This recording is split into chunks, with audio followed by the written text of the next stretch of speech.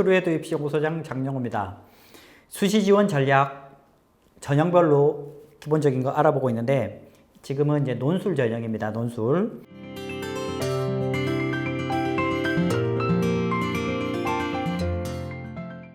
이 체크 포인트가 세 가지가 있어요. 세 가지. 하나는 수능 최저, 그 다음에 논술 날짜, 실시 날짜, 그 다음에 논술 유형, 우리 세 가지인데 하나씩 볼게요. 수능 최저 충족 여부는 지금 이제 학교들 중에서 거의 한 50% 정도가 수능 최저가 있고 없고 이래 되거든요. 그래서 이 기준은 정확하게는 이제 9월 모의고사 가채점 해가지고 그 따라 맞추면 되는데 그때는 너무 늦고 기본적으로는 이제 6월 모의고사 성적을 수능 성적이라고 잠정적으로 체크하고 판단하고 학교를 정하고 그 다음에 9월 모의고사를 봐가지고 수능 성적이 너무 떨어질 것 같아 9월 모의고사를 보니까 라고 하면 약간 조절하면 됩니다.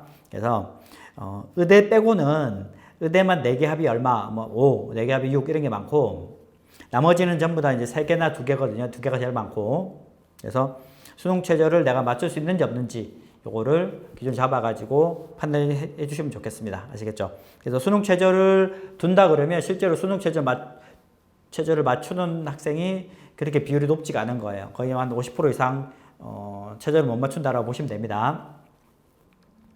또 수능 최저가 굉장히 어려운 학교도 있고 좀 너무 쉬운 학교도 있고 그렇긴 합니다. 그래서 수능 최저가 세면 셀수록 논술보다는 수능 최저로 떨어지는 학생들이 더 많다 이렇게 보시면 되겠습니다. 아시겠죠?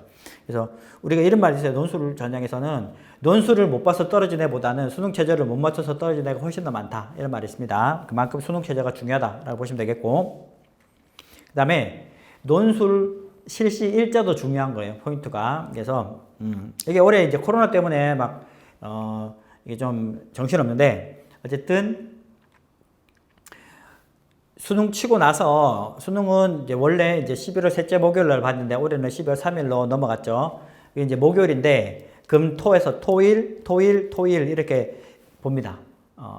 그래서 평일은 잘 안 보고 주말에 보는데 그 중에서 겹치는 날이 있어요. 겹치는 날. 그런 것들도 만약에 라이벌 대학들이 겹친다 그러면 이게 몰리겠죠. 이게 그 학교가 학생들 지원하는 학생들이 분산되겠죠.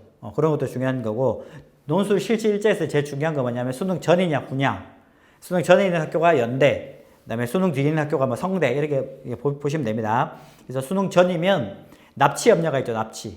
너무 논술을 잘 봐버리면 수능 대박 나도 수시에서 어쨌든 가버려야 되는 거예요. 수능 뒤에 보는 학교 같은 경우는 학생들이 많이 지원을 합니다. 그리고 실질적으로 논술을 보러 안 가는 경우도 많아요. 최저를 못 맞추거나 수능을 너무 또 잘 봐서 그렇죠? 정시로 더 좋은 학교 가려고 그런 게 있습니다.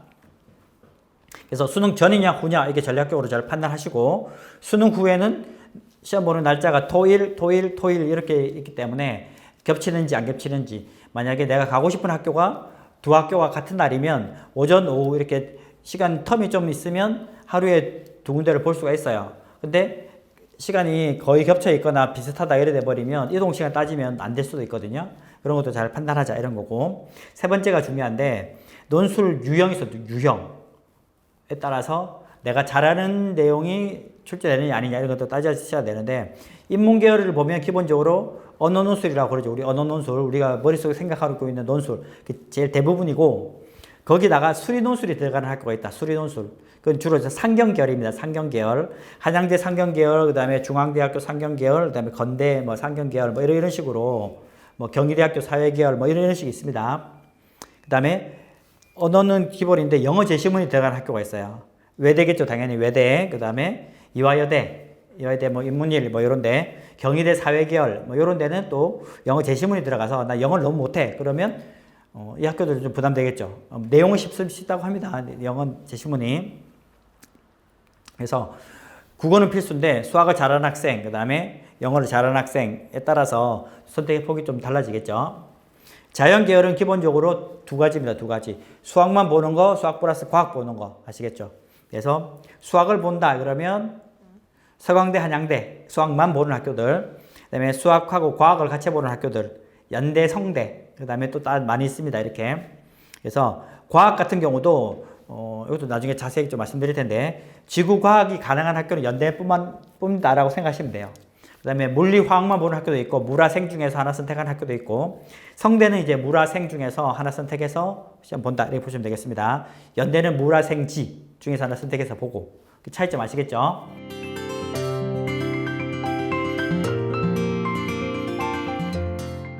논술 전형 이제 제가 최종 정리를 하겠습니다. 논술 전형을 준비하는 학생들은 지금까지는 막연하게 그냥 준비하는 학생도 있을 거고 나는 이 학교 가고 싶어 해서 그 한 학교 정도만 준비하는 학생도 있을 텐데 이제 수시를 쓸 때 전략적으로 논술 전형을 6개 쓴다. 그 학생은 정시도 같이 병행한다라고 보시면 되겠습니다. 보통은. 그럴 때 어떻게 그 33개의 논술 학교 중에서 좁혀 나갈까? 제일 첫 번째는 수능 최저 충족 여부. 아무리 가고 싶어도 수능 최저를 마칠 자신이 없으면 그 학교는 빼야 돼요. 아시겠죠? 최저를 못 맞춰버리면 평가 대상이 아니니까 미달되더라도 안 됩니다. 미달되더라도 못 뽑혀요. 수능 최저를 못 맞추면 자격 요건이니까. 그 다음에 논술 실시하는 날짜가 수능을 기준으로 수능 전도 있고 수능 후도 있거든요.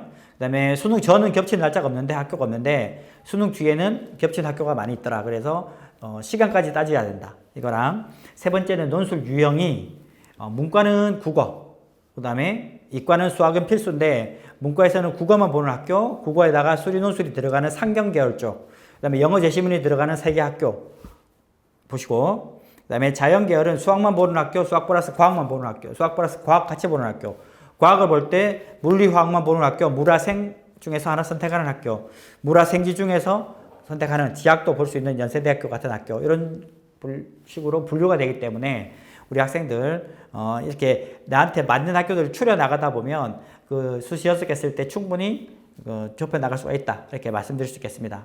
네. 이제 논술 전형까지 말씀드렸고 다음 시간에 또 수시 지원 전략에 대해서 조금 더 이제 깊이 들어가는 그런 시간을 가지겠습니다. 네, 감사합니다.